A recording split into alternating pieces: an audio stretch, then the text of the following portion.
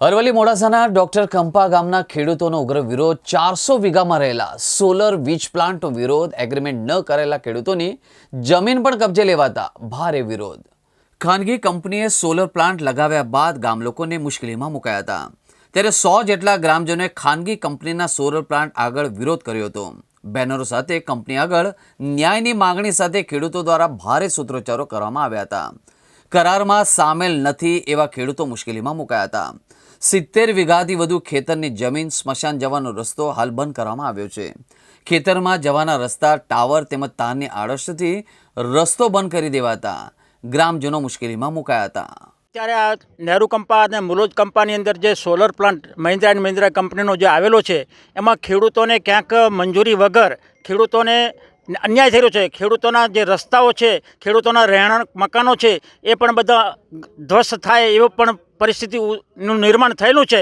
તો સંગઠન દ્વારા હું સરકારશ્રીને એક વિનંતી કરું છું કે આ ખેડૂતોને અન્યાય ના થાય અને ખેડૂતોને ન્યાય મળે। સરકાર વિકાસ કરે છે એમાં અમે રાજી છીએ, પરંતુ ખેડૂતોના ભોગે ખેડૂતોને અન્યાય થાય એ માટે અમે ખેડૂતોને સપોર્ટ કરીશું અને ખેડૂતોના જોડે રહી અને ખેડૂતોને ન્યાય આપે। સરકારને પણ વિનંતી છે કે અધિકારીઓને મોકલીને સ્થળ તપાસ કરીને આનો ન્યાય આપે, એ જ અમારી ખાસ માગણી છે। હું ડૉક્ટર કંપા રહેવાસી છું।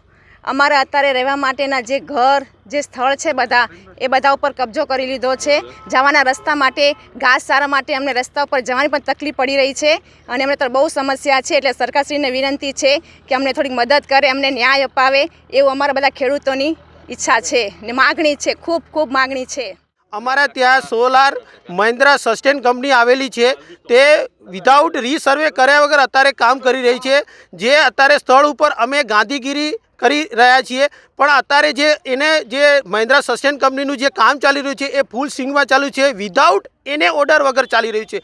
એના માટે અત્યારે અમે ગામજનો અને આજુબાજુવાળા જે રહીશો છે એ અમે સાથે ભેગા થઈને અત્યારે અમે વિરોધ કરી રહ્યા છીએ।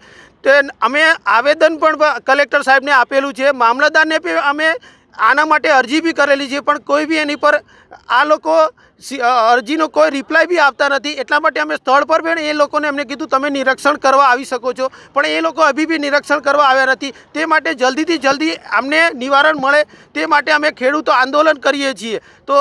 તો તમે આ બધા જે પત્રકારો છે એ અમે અમારા માટે સહભાગી થાઓ, એ જ અમારા માટે।